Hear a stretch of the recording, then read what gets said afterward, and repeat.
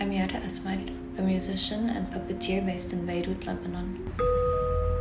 My first album, Home Recordings 2018-2021, was released on Hive Mind Records. It was a collection of music recorded on phone and tape recorder. My second album, Synth, Waltzes and Accordion Laments, is pretty much an extension of Home Recordings but with more focus on synth and accordion work.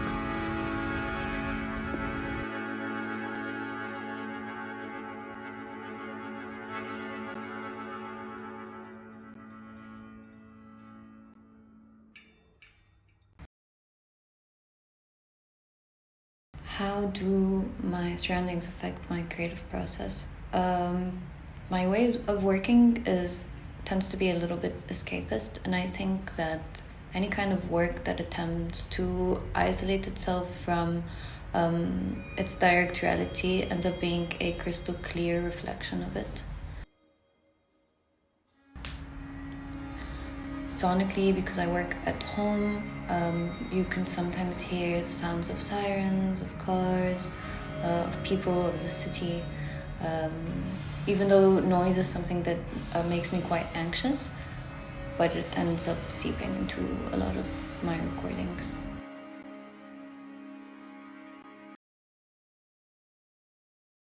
Some of my earliest inspirations were video games. There's this one game called Jet Set Radio Future. It was one of my favorite games. Yeah, this is DJ Professor K, baby, the master of mayhem, know what I'm saying? Bring you another Tokyo Underground pirate radio broadcast from Jet Set Radio. The composer for the soundtrack, the person who scored this game was Hideki Naganuma. And I'm a huge fan of his work. The game also featured some crazy tracks like Birthday Cake by Chibo Mato.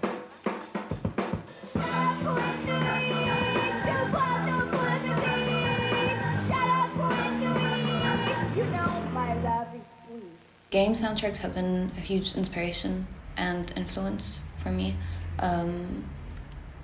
Games like Zelda with a gorgeous soundtrack, and Omori, Undertale.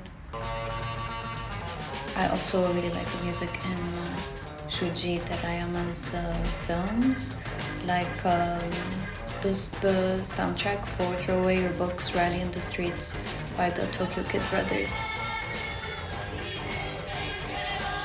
I grew up listening mostly to post-punk, hip-hop, classical. At some point when I was around 16 or 17, I came across Aphex Twin's album, Drooks. I still don't know how to pronounce it, but something shifted when I heard this album. It was there was something so strange and wonderful about it. There was that track, Plenty Harmonium. It really did something to me. A few years ago, I came across Colleen's work and I connected with it very deeply. I'm a huge fan of her work, a huge admirer. I also really like how, sometimes after her performances, she takes the time to write about her process and what she's doing. My usual setup is basically the accordion and metallophone, which I run through a bunch of pedals, along with a synth or two. Sometimes though, my live show is only acoustic. For example, I started something called Music for Corridors, which is a series of unmiked performances where there's this interplay between the musicians and the natural reverb of the room. One of the performances that I've enjoyed the most actually was one that I did for Radio Hara and the Guess Who Festival. It was in the Dome, in the Oscar Niemeyer Dome in Trablus. And the reverb there is just absolutely beautiful. I'm currently listening to M. Sage and the Spinnaker Ensemble's The Wind of Things. It's been on repeat for a while for me. Also, I've been hooked on Paradise by Snosa. That's what's drip right on my enzymes. I think about you all the time. Crystal lights bring paradise. I think about it all the time. I make the flip in the nick of time. Oh, and I'm assuming how to pronounce this, but this band called Boje.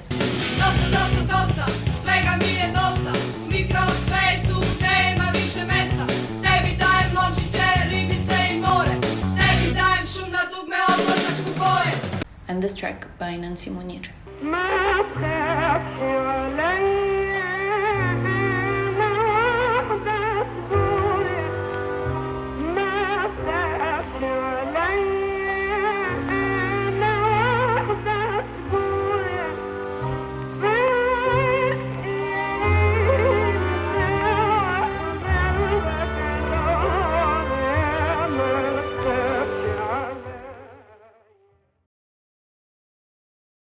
My favorite piece of gear is this pretty thing.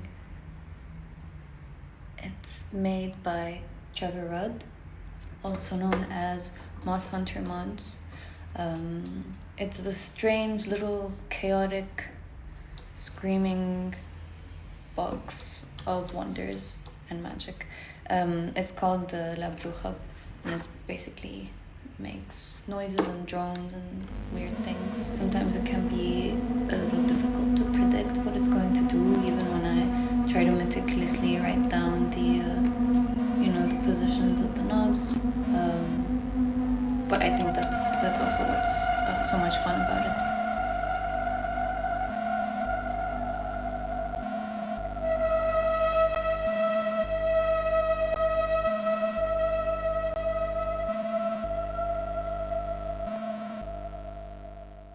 I also really like everything made by Collision Devices. My most used piece of gear would be the blooper, the chaseless blooper, and the Waller Slow, Maris Polymoon. A big part of my work is also visual, and a lot of the music I do, I make for my puppets or for videos I'm making. And so usually my sound work is quite interlocked with a visual world.